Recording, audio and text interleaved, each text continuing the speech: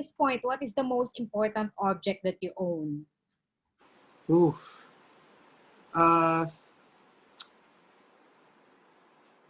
Wow, that's very difficult. If I've only to choose one lang, it would have to be my camera. More than the coffee maker? Yun nga eh. Yun nga yung nasa isip ko eh. It's either my camera, my phone, or my espresso machine. Pero syempre, pagka, di ba, pag pinag-uusapan lang eh, just the single thing, no, that is most important. Would probably have to be my camera. Because pero pwede ding phone kasi, or you know, or any device like a laptop.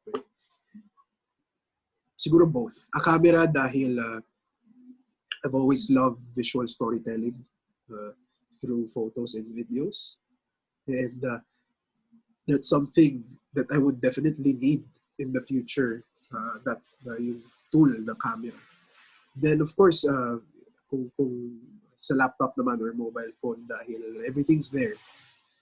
Yung buong, you know, you could work off of it, and that's where I could write, that's where I could connect with my audience and so on. Nakikip track ko pa ba kung gaano karaming gadgets mo? Yes. Yes and no. No in a sense na pag tinanong mo ako ngayon kung alam ko kung ilan, hindi ko masasabi. Pero of course, I know, kumbaga I keep a list. No? Most of it naman actually isn't mine dahil, technically isn't mine because it's the company's. So most of the serious cameras, yung mga serious equipment na pang production eh sa kumpanya yun, investment ng kumpanya. Yung personal ko, I have my own personal camera lang naman. Isa lang naman yun. If you could rename the street that you live in right now, anong ipapalit mo? Ang ganda ng question na yun.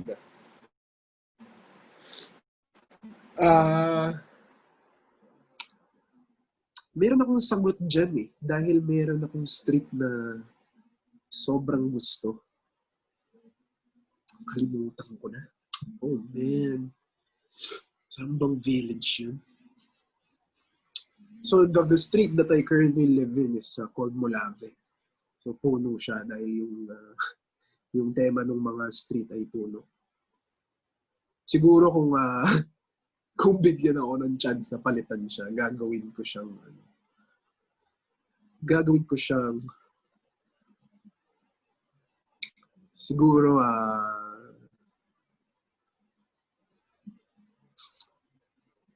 Leica Avenue. Leica? Leica yung brand ng camera. Okay. Ang ganda ng pakinggan nun. Pero kung kalokohan, nakakatawa, maganda eh. Ano? Ewan ko, like something like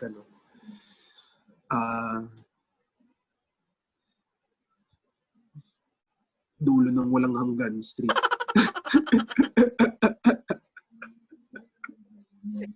Ewan ko, may ganun. Cute yun. Sa mga nakatrabaho mo na sa showbiz, sino yung pinaka-down to earth para sa'yo? Pinaka-down to earth. Whew.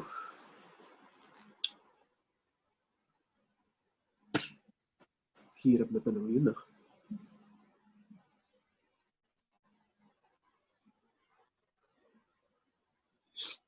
I could say siguro, isa sa pinaka-down to earth dahil sobrang bait niya sa akin, would have to be Ate Iza Calzado. Hindi kami close at all before, pero nung nagkakilala kami, yung turing niya sa akin, para niya akong, parang kaibigan talaga or nakababatang kapatid, parang ganun. Though hindi kami close, yung energy niya towards me is very, kumbaga, sobrang bait talaga. Super bait. Even though, syempre, di ba, off the bat, the first time nakita ko si Ate Iza, starstruck, di ba? Whoa, syempre, Ate Isa. Pero super bait.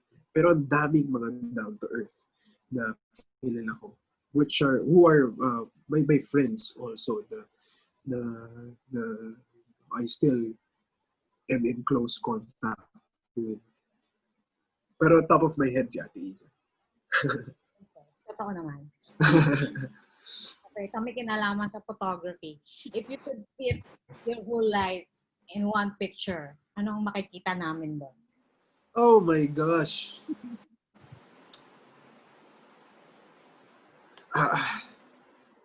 Siguro it would be me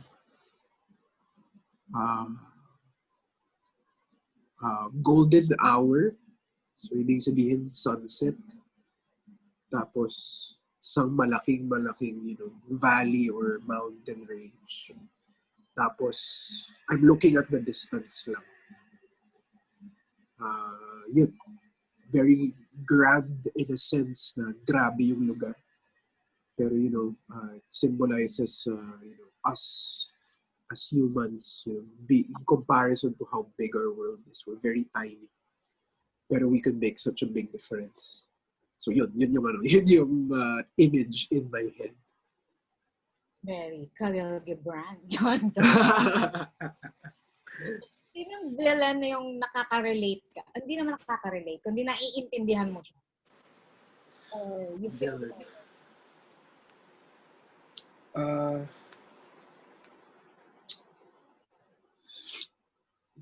Sino ba? Ang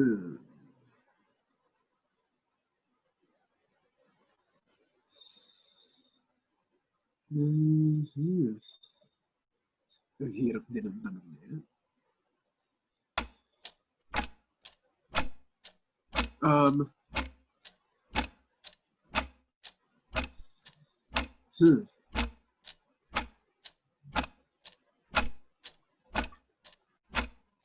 Siguro ako, one of also my favorite villains ever.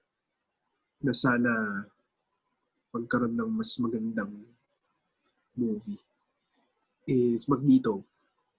Sino? Magneto? Yeah. So, ang best portrayal for me ni Magneto is si Michael Fassbender.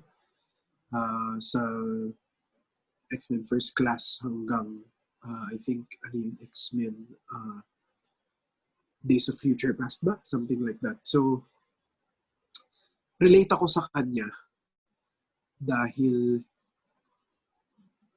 he possesses probably one of the strongest abilities as a villain, to be able to control metal and almost everything in the world has metal. Kahit semento pa yan, may bakal yan sa loob. So, si Magneto, kahit na sobrang powerful niya, yung humanity niya deep inside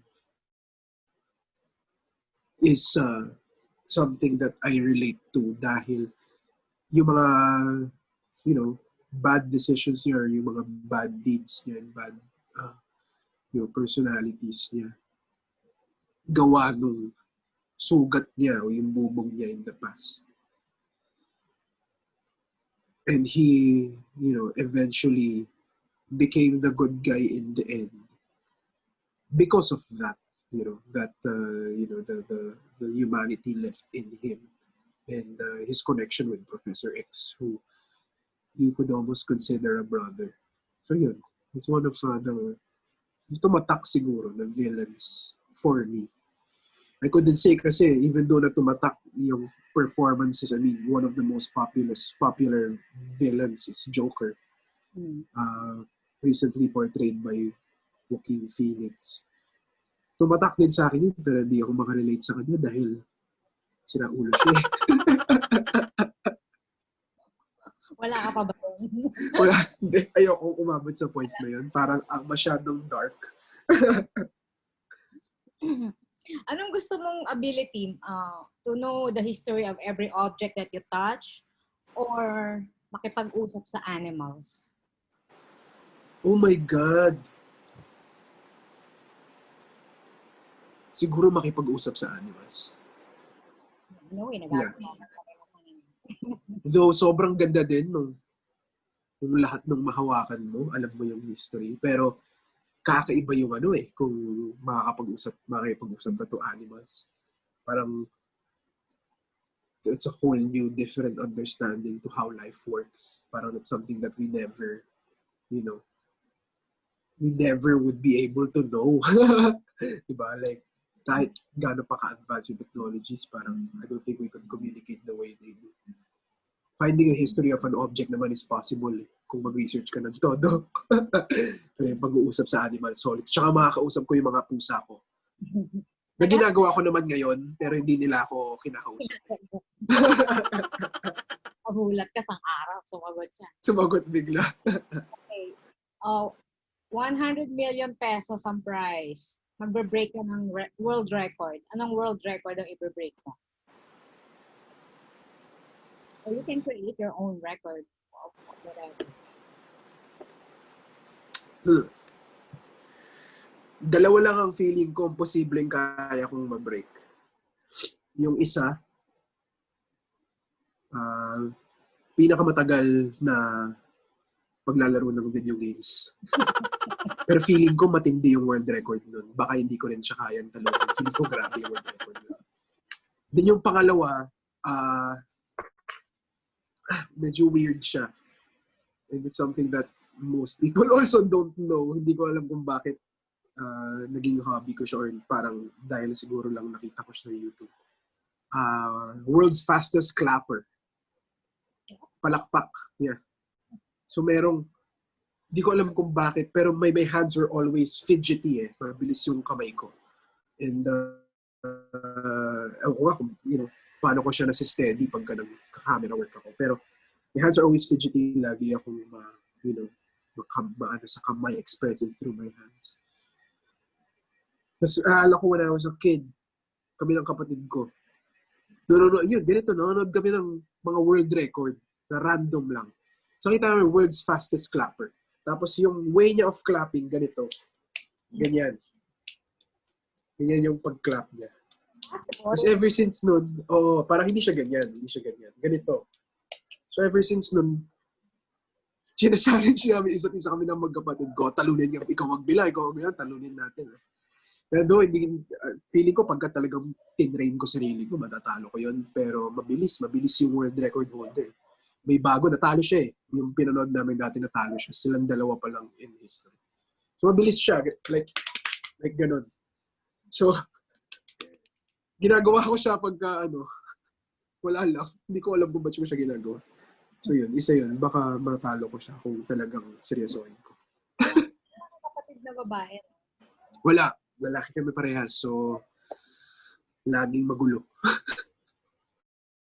Bigyan mo siya? Well, I'm content with what we currently have sa family. Pero if I were asked, it would be nice then to experience a baby sister, syempre. Or an ate.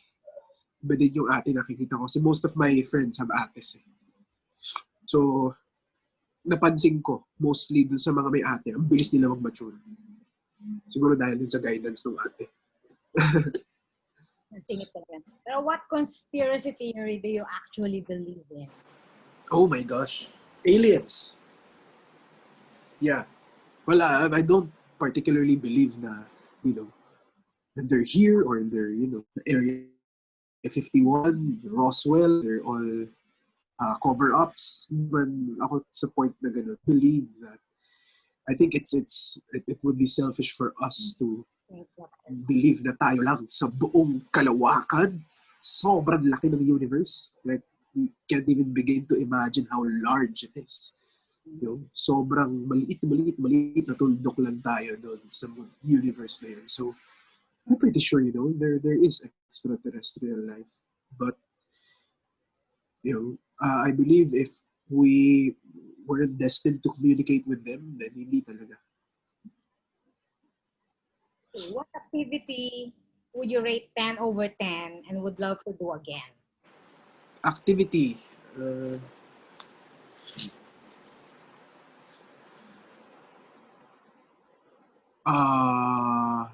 Tasting menus. Gabby and I were super foodies, as in we love food enthusiasts talaga. Every tasting menu that we experience is always a crazy good experience, and I would always, kahit na some are better than others, it's always a 10 out of 10 dahil it's just a different experience. It's something that I started doing last year lang. Last year lang ko lang nalaman na ay may mga ganito palang food experiences na, pupunta, isa-serve sa'yo yung small dish na to, and they talk about everything. Talk about the whole dish, and they tell you the purpose of the dish and the chef's, vision. It's very artistic and super something that we can relate to as artists dahil in our own way, di ba? We're artistic. So, ang galing. May ganun pala. So, yun. Tasting menus. Degustation, they call it. Yeah, degustation. Yeah. Okay. Anong event sa buhay mo so far ang tingin mo movie material? Oh.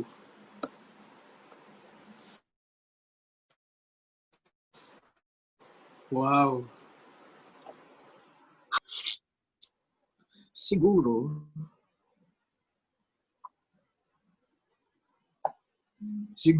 it could be a coming-of-age film of my childhood. Which hindi malayong gawin ko in the future.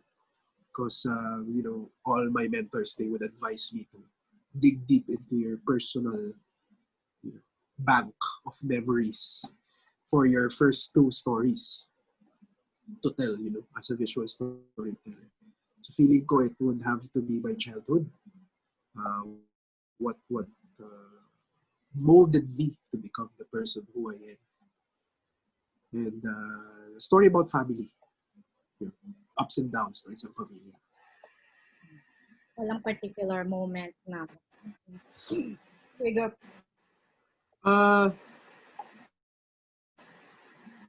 Siguro it would be, wala pa ako naiisip na super particular moment, pero it would definitely have to be a series of moments that led me to, kumaga parang it kind of molded me to have this personality kasi naturally I'm an introvert. So I relate to a lot of coming-of-age films portrayed in the eyes of an introvert. So, yun, siguro yun. How sheltered I was and kung ano ako nakalabas sa kahon na yun. Pero ano pa yung ibang dream job mo besides being a filmmaker? Ewan ko kung job siya, pero it's more of a business, no? Aside from coffee, again. Pangarap namin ng daddy ko magtayo ng mechanic shop. So my dad's background is in the automotive industry. I grew up around cars. So we started a project car 2 years ago. Nag-restore kami ng classic car, Ford Mustang 95. In the hopes of being able to flip, excuse me, the hopes of being able to flip the car, sell it para sa puhunan ng isang shop.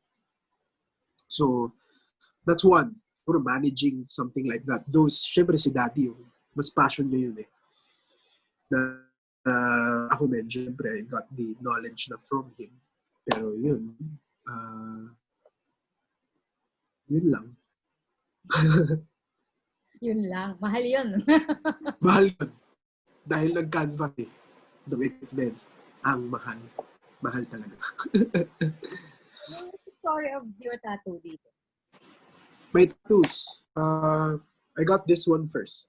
So this one, if you can see, it's a brain inside a geometric brainwave kind of thing.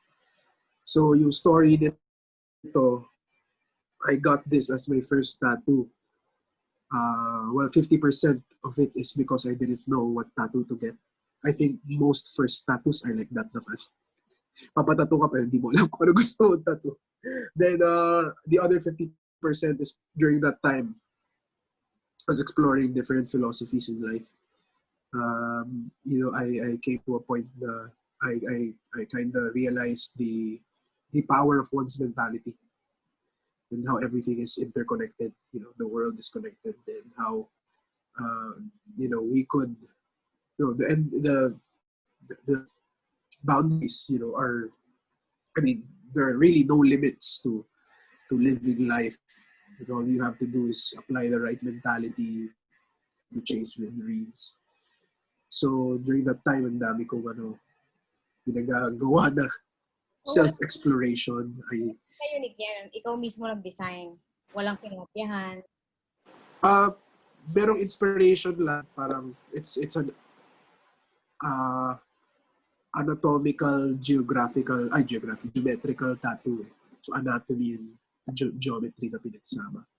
May mga references lang, pero it was original naman. Then the other one, I got it. This is a Hartman. Anatomy din siya. So, kaya siya triangle. At ito circle. Because diba our thoughts, they're circles. And they're never ending. But emotions, sharp. They could, cut you. Kumbaga, they could be something that, of course, emotions are what we live by. Pero they are. So kaya siya triangle. And it's a balance to this. Okay.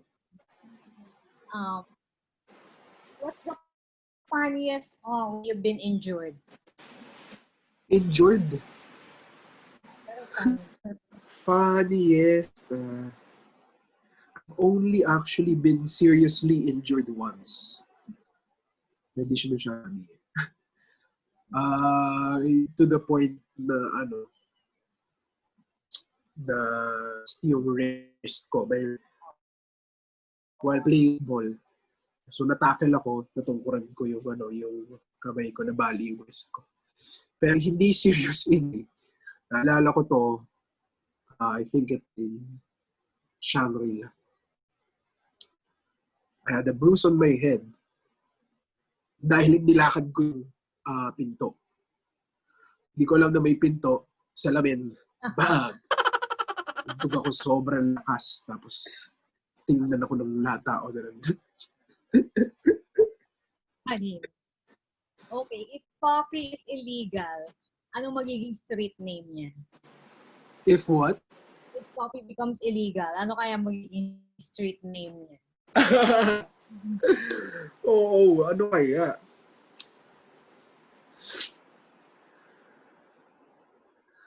Ano kaya po yan, no? Be a number of things. If I were to coin it, maybe it would be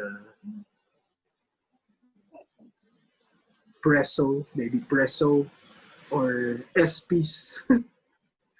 SPs, short for espresso, or something like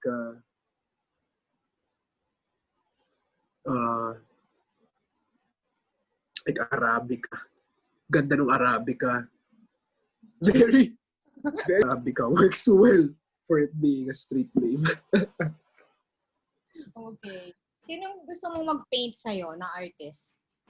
Mag-what? Sorry? To paint your portrait. Paint? OMG. Van Gogh. For sure.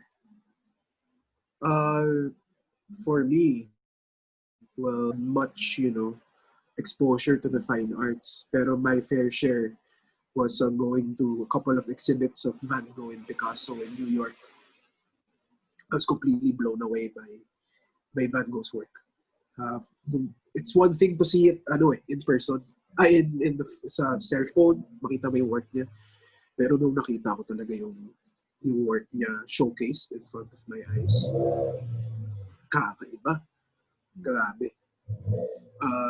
The emotions, you know, are super rich. So it would be, for sure, would be Van Gogh. Pero if we go a bit modern, pwedeng si, ano, mas contemporary si, pangalan nun, yung gumawa ng Campbell na ano, Ah, blanco din ako. si Warhol. Warhol, Andy Warhol. Andy Warhol. Anong song ang automatically nagsising along kapag narinig? No. Oh my gosh, dami. Top of my head, Champagne Supernova by Oasis. My all-time favorite song kasi yun. So whenever I hear it anywhere, kahit nasa mall ako, marinig ko yun, I always sing along to it. Medyo mas recent, one song that I currently really love is Watermelon Sugar by Harry Styles. It's OPM naman. I'm a huge fan of Ben and Ben's. Very catchy kasi, Diyos ko, that band is so talented. Pagka narinig ko yung pagtingin, di ba yung vibe ng pagtingin just makes you want to sing along. Where do you go when you want to be alone? Oh. Don't say My go-to place before was Tagaytay. It iba-iba siya always actually. So back in 2017. So thankfully I haven't had the intense desire to be isolated and alone recently. Pero dati nung 2015, 16, 17, Tagaytay was my go-to dahil lapit lang niya sa akin. So parang naging character ng Tagaytay sa utak ko. It's creative space. So a place where I'm just near where I live, just an hour and a half day. So yun, one is Tagaytay. Pero like if I wanna, the last time I was alone with my thoughts was in Batanes. Siyempre hindi siya mas accessible. Pero nung tako doon, as if changing. I went there because I needed a better sense of direction. I needed, to be alone with my thoughts. So if feeling ko, if mabot ako sa point na I really want to be alone. Batanes would be at top of my ganda naman talaga. Oo, ganda nun. Grabe. What's your all-time favorite movie scene? Oh my gosh. Ang hirap yan. The top of my head, one scene that toilet scene in Trainspotting. Si Ewan McGregor, he was high on, I think, heroin, yung drug. It's exploration. Yung film is an exploration on, they're addicts. So, yung eksenang yun, meron siyang siya. O nagsaksak siya si Tori sa anus. Tapos lalakad siya, going about his day. Tapos, umatake. Yung pinakamalapit na toilet, worst toilet in Scotland, yun yung nakalagay dun sa pinto. Tapos, inibs, I think niya kasi may isa siyang drug na gustong kunin sa tiyan niya. Pasok siya dun sa toilet. Tapos lumangoy siya sa loob ng toilet. It's a scene that was amin for a workshop. Acting workshop. So that's one scene that I actually did before. Pero ang dami. There's really so many to mention na mga scenes na tumatak sa akin. Wish you could recreate or act. Then, Oh, yeah, for sure. Ang dami talaga. Ending nung 7, for example. Si Brad Pitt, di ba? The head. The infamous scene na what's in the box. Hindi ko maimano pinagka-24 hours.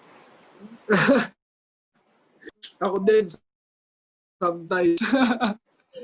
Alam mo yon parang, anyway, ano yung favorite Khalil Gabby moment mo? Wow. Parang yun yung lagi mo na binivisualize mo pag gusto mo, pag namimiss mo si Gabby. Sa sobrang dami.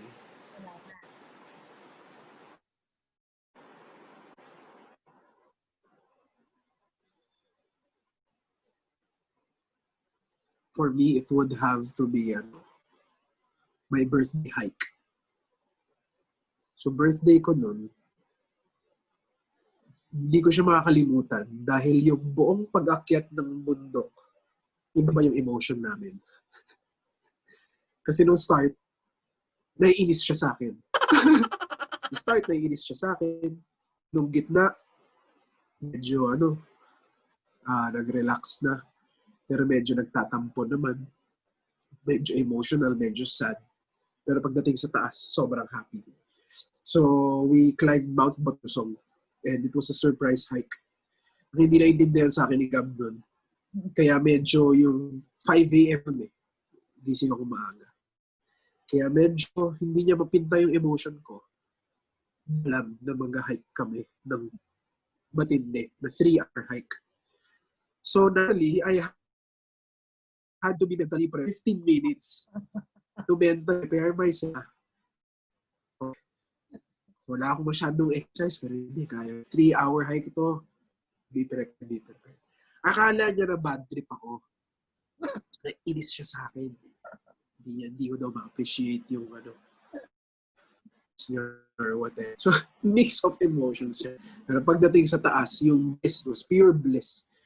Ang lamig, lakas ng hangin, kami lang na we were tested also kasi it was our first hike together and we're not, alam na ng time na yun, very busy kami.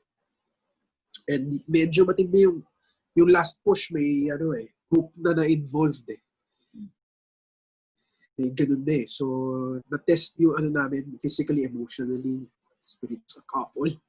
Pero pagdating dun sa taas, it was pure bliss. Just staring at the scenery. It's just...